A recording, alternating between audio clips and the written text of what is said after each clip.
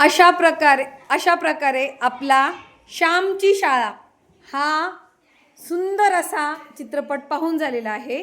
तर बाळांनो मला सांगा, तुम्हाला यातून काय शिकायला मिळालं? ज्याला येतंय त्याने हात वर करायचं किंवा प्रत्येकाने एक एक शब्द सांगितला तरी चालेल. काय शिकायला मिळालं? जगायचं नाही तर दुसऱ्यासाठी जगायचं. खूप छान आदिती.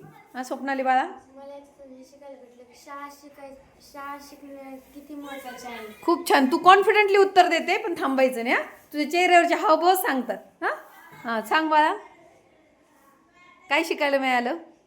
आणि मी पाहत होते तू छोटे छोटे नोट्स पण काढलेले आहेत, हो की नाही? हां, काय शिकायला मिळालं? हां सांगा, कोण सांगताय आणखी?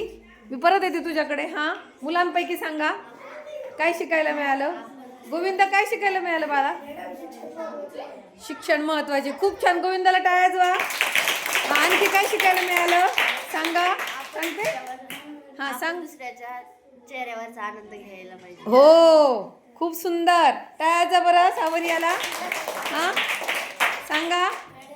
हां, आपण स्वतःचा आनंद घेण्यापेक्षा दुसऱ्यांना आनंद कसा देता येईल आणि त्यांना सुखात कसं बघता येईल. खूप छान. खूप तुझं हे शब्द ऐकून मला पण रडायला आलं. आणि जो दुसऱ्यासाठी जगतो ना तोच खरा असतो. स्वतःसाठी तर जगायचंच आहे, पण दुसऱ्यांसाठी पण जगायचं आहे, बरोबर? हां प्रांजल बाळा, श्रद्धा, काय शिकायला मिळालं सांगा? तुम्हाला या श्यामच्या शाळेमधून काय शिकायला मिळालं? आदिराज बोला, ज्याला बोलायचं नाही मुक्तपणे बोला. हां उत्कर्षा. हां, आणि त्याच्यात एक प्रसंग होता बघा, दिल्ली येथील ते दिल्लीच्या संचलनाचं त्यांनी त्या गुरुजींनी काय दाखवलं होतं, व्हिडिओ दाखवला होता, बरोबर? तर दिल्लीतील राजपथावरील होणारी ही भव्य मिरवणूक असते आणि हे संचलन कधी आयोजित केलं जातं? 26 जानेवारी रोजी. यात भारतीय सैन्याची तिन्ही दल, निमलष्करी दल तसेच विविध राज्यांचे सांस्कृतिक देखावे सहभागी याच्यात होत असतात. तसेच देशाची शक्ती, शिस्त, सांस्कृतिक एकता दाखवणे हा यामागचा प्रमुख उद्देश असतो बघा. मग आपण 26 जानेवारी रोजी सगळ्यांनी घरी हे दिल्लीच्या राजपथावरील संचलन बघणार आहात का तुम्ही सगळेजण? आपण सगळे बघूया. मी दरवर्षी पाहत असते. खूप सुंदर अनुभवायला मिळतं. आणि कुठलीही गोष्ट पाहताना पायल सारखं, आदिती सारखं वही घेऊन बसायचंय सोबत. हां पायल, मला तुझ्याकडून ऐकायचं. तू वहीत काय काय लिहिलंय सांग बरं बाळा. उभी राहा. तू वहीत काय काय लिहिलंय पटकन सांग. तू पॉईंट काढलेत बघ. ह्या चित्रपटातून तुला काय शिकायला मिळेल त्याचे पॉईंट काढलेत. तुला ही प्रेरणा कशी मिळाली पॉईंट काढण्याची? उभी राहा पटकन. बोल, काय काय पॉईंट काढले? श्रमाची चीज झाली, कष्टाचे फळ मिळणे, हां, बालमजुरी प्लस शाळा.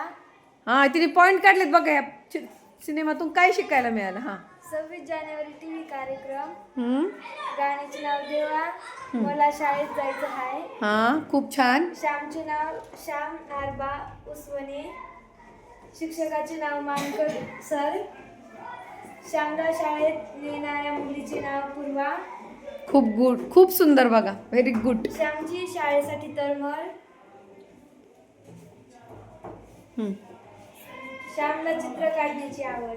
खूप छान, जोरात टाळ्या वा. हां, आता आपण ही जी ऊर्जा मिळवलेली आहे आज, ती ऊर्जा आपल्याला आयुष्यात शेवटच्या श्वासापर्यंत टिकून ठेवायची आहे. आणि पूर्वा तिच्या मित्रासोबत, त्या वर्गातल्या मुलासोबत कसं वागली?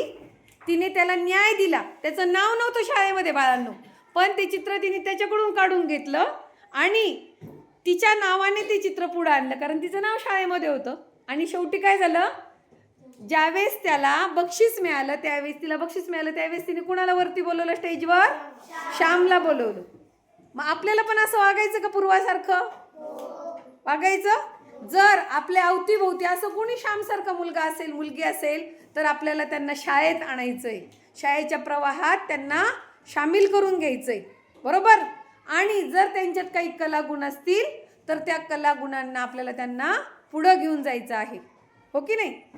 आणि आपल्या स्वतःमध्ये अभ्यासासोबत असे काही कलागुण असतात. कुणाला सुंदर रांगोळी काढता येते, कुणाला सुंदर चित्र काढता येतं, कुणाला सुंदर नृत्य करता येतं, तर कुणाचं अक्षर खूप छान असतं. तर कुणाला डिझाईन छान काढता येते, तर कुणाला छान खेळता येतं. मग अभ्यासासोबत सुद्धा आपल्याला काय करायचं आहे, ह्या कला गुणांना पुढे घेऊन जायचं आहे. कारण कला आपल्याला जिवंत ठेवते, कला आपल्याला आनंदी जीवन कसं जगायचं हे शिकवत असते. खूप सुंदर. Thank you so much. तुम्ही ह्या संवादात छानरित्या सहभाग घेतला आणि छान चर्चा आपली आज घडून आलेली आहे. Thank you so much.